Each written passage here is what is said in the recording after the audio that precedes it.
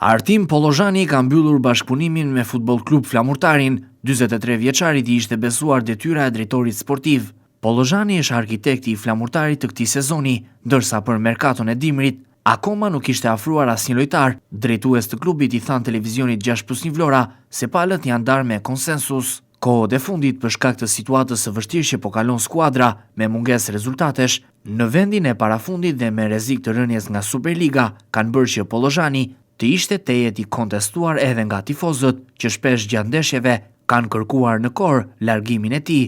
Pollozhani është përgjegjës kryesor për merkaton e Flamurtarit, që duket se ka rezultuar e dështuar. Sinan Idrizi e fali shqiptarin nga Maqedonia e Veriut, duke mos e larguar me trajnerin Carlos Garcia, por i dha një mundësi të fundit, duke qenë se kupa u mbush dhe asgjë nuk po ndryshon. Drejtuesit e klubit kanë vendosur që të marrin edhe vendimin përfundimtar për largimin e drejtorit sportiv. Artim Pollozhani më herët ka qenë edhe kapiteni i Flamurtarit. Sezonin e kaluar shërbeu edhe si trajner në ndeshjet e fundit, teksa Flamurtari u rikthye në Superlig. Pollozhani ishte drejtor sportiv edhe në kategorinë e parë, teksa ndërtoi skuadrën e Andrea Agostinelit dhe më pas u largua për një aventurë si trajneri i Ballkanit në Kosovë. Pritet që pasardhësi i Pollozhanit të jetë Tevfik Osmani, i cili më parë ka pasur në dorë merkaton e Vllaznisë. Mësohet se ai ishte takuar me presidentin Idrizi, gjithsesi në vijim pritet të qartësohet çdo gjë. Në Vlorë premtohen përforcime në ditët e ardhshme.